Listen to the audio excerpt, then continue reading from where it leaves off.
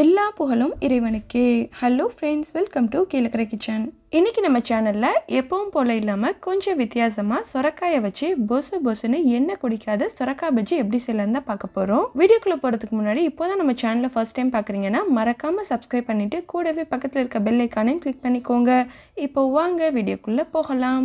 இந்த பஜ்ஜி செய்கிறதுக்கு ஒரு 700லேருந்து 800 கிராம் வெயிட் உள்ள சுரக்காய் எடுத்திருக்கேன். இப்போது இந்த காயோட மேல் தோல் எல்லாத்தையும் ரிமூவ் பண்ணிவிட்டு மேல் போர்ஷனையும் கீழ் போர்ஷனையும் கொஞ்சமாக கட் பண்ணி ரிமூவ் பண்ணிக்கிறேன். இது வித்தியாசமே தெரியாத அளவுக்கு வாழைக்காய் பஜ்ஜி ஷேப்பில் செய்ய போகிறேன். ஸோ இதை 3ஆக டிவைட் பண்ணிக்கிறேன். இது கொஞ்சம் பெரிய சைஸ் காய். சில காய் வந்து ரொம்ப ஒல்லியாக இருக்கும். அந்த காயை நீங்கள் ரவுண்ட் ஷேப்பில் கூட போட்டுக்கலாம். நம்ம பஜ்ஜி செய்கிறதுக்குன்னே சில செலக்டடான காய் தான் யூஸ் பண்ணுவோம். ஸோ அந்த மாதிரிலாம் இல்லாமல் நமக்கு விருப்பமான மாதிரி எல்லாத்துலேயும் ட்ரை பண்ணலாம். இப்போது இந்த காயை நான் 3ஆக பிரித்து எடுத்துட்டேன். இப்போது இந்த சுரக்காயை நம்ம ஸ்லைஸாக சீவிக்கிடலாம். இதுக்கு ஒரு கிரேட்டர் எடுத்திருக்கேன். ஸோ இதை யூஸ் பண்ணி தான் ஸ்லைஸ் பண்ண போகிறேன். இந்த காயோட சென்டர் வந்து ரொம்ப சாஃப்டாக சீட்ஸ் இருக்கும், அது சீவக்கூடாது. இந்த காயோட சுற்றி உள்ள ஹார்டான பகுதியை மட்டும் நான் சீவி எடுத்துக்கிட்டேன். பாருங்கள், இது பார்க்குறதுக்கு அப்படியே வாழைக்காய் மாதிரியே இருக்கும். இப்போ இது இருக்கட்டும். அடுத்து நம்ம இதுக்கு மாவு ரெடி பண்ணிக்கலாம். இந்த மாவு பேட்டர் தயாரிக்கிறதுக்கு நான் ஒரு பெரிய அகலமான பவுல் எடுத்திருக்கேன். ஸோ இதில் வந்து 5 கப் அளவு கடலை மாவு சேர்த்துக்கிறேன்.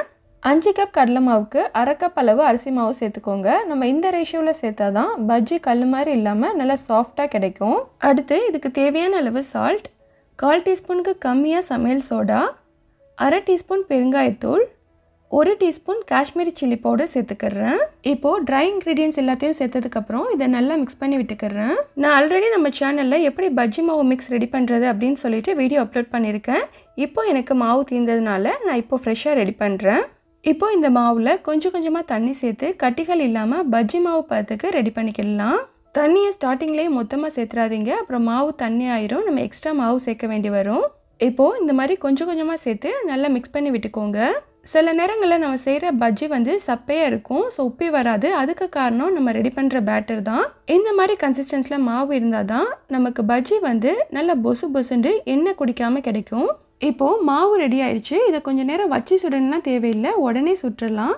இப்போது இந்த பஜ்ஜியை ஃப்ரை பண்ணி எடுக்கிறதுக்கு நான் தேவையான அளவு ஆயில் எடுத்துக்கிறேன். இதை நம்ம டீப் ஃப்ரை தான் பண்ண போகிறோம். ஸோ கொஞ்சம் அதிகமாகவே ஆயில் எடுத்துக்கோங்க. நம்ம கம்மியான எண்ணெயில் பஜ்ஜியை போட்டு பொரிச்சு எடுத்தாலும் அது எண்ணெய் குடிக்கும், உப்பியும் வராது. இப்போது எண்ணெய் நல்லா சூடாயிடுச்சு. நம்ம ஸ்லைஸ் பண்ணி வச்சுருக்க சுரக்காயை மாவில் ஒன்றா டிப் பண்ணி எடுத்து ஆயிலில் சேர்த்துக்கலாம். அப்புறம் இந்த மாதிரி பஜ்ஜிலாம் பொரிக்கும் போது தீயை லோ ஃப்ளேமில் வச்சிடாதீங்க, மீடியம் ஃப்ளேம்லேயே வச்சுக்கோங்க. அப்போ தான் வந்து பஜ்ஜி எண்ணெய் குடிக்காமல் வரும். ஒரே டைம்லேயே அதிகமான பஜ்ஜியை சேர்த்துடாதீங்க. கொஞ்சம் ஃப்ரீ ஸ்பேஸாக இருந்தால் தான் அது உப்பி வர்றதுக்கு வசதியாக இருக்கும்.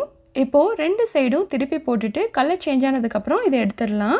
இது எப்படி வெந்துருச்சான்னு செக் பண்ணுறதுன்னா பபிள்ஸ் வந்து கொஞ்சம் அடங்கிடும்.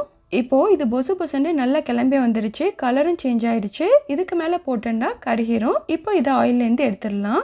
இதே மாதிரியே நம்ம ரெடி பண்ணி வச்சிருக்க எல்லா ஸ்லைஸ்லையும் பஜ்ஜி போட்டு எடுத்துக்கலாம். நான் ஆல்ரெடி சொன்ன மாதிரி சுரக்காய் வந்து நீர்ச்சத்து உள்ள காய். ஸோ சென்டர் பாதி ரொம்ப சாஃப்டாக இருக்கும். அந்த போர்ஷனை விட்டுட்டு சுற்றியும் வந்து ஸ்லைஸ் பண்ணிக்கோங்க.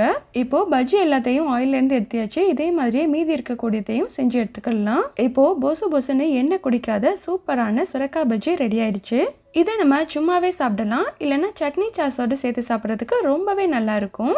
ஓகே ஃப்ரெண்ட்ஸ், ஈவினிங் டைமில் நீங்களும் இந்த அருமையான பஜ்ஜியை ட்ரை பண்ணி பாருங்கள். இந்த வீடியோ பிடிச்சிருந்தா please like, comment, share and subscribe my channel. Thank you.